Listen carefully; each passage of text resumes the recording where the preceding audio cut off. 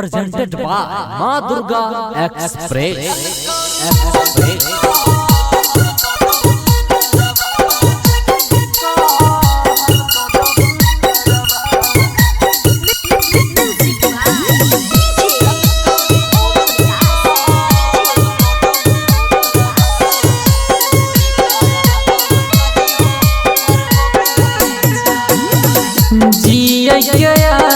हमर रहलो नहीं आशा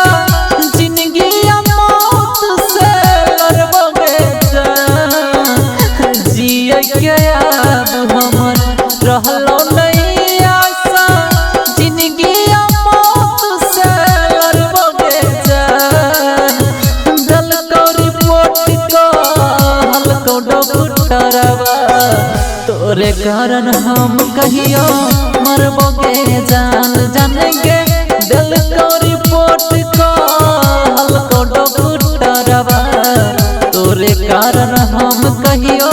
मरबोगे जान जिए के अब हमर रहलो नहीं आशा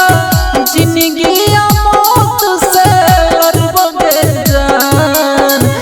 जिए के अब हमर रहलो नहीं आशा जिंदगी मौत से लड़बे जान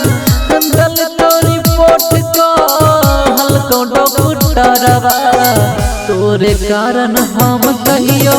मरबोगे जान के दल को रिपोर्ट को हल्को डॉक्टरवा तोरे कारण हम कहियो मरबोगे जान।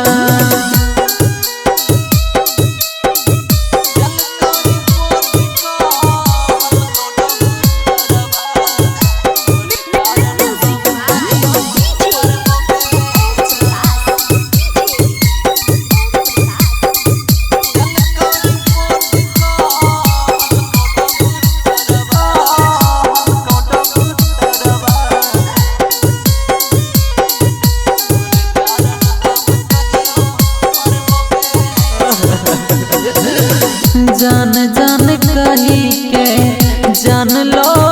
ले बही तेने हम जानलियो के जान जान कही के जान लो ले बही तेने हम जानलियो के जान दल को रिपोर्ट को हल्को डॉक्टरवा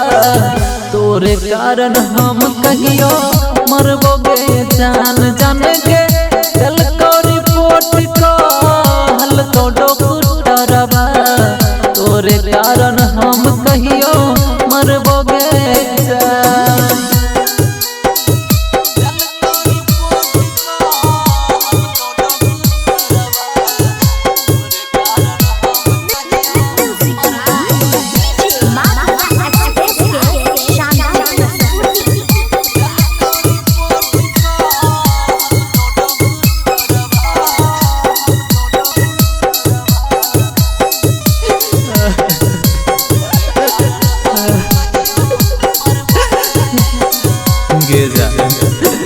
और बिंद गोल्ड राइटर शंभू कहई छ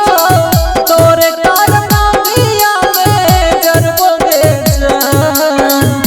और बिंद गोल्ड सुने चुन चुन कहई छ तोरे कारण मिया में गरबोगे जान दल को रिपोर्ट को हल्को डॉक्टरवा तोरे कारण हम कहियो मरबोगे जान के दिल को रिपोर्ट को हल्को डॉक्टरवा तोरे कारण हम कहियो मरबो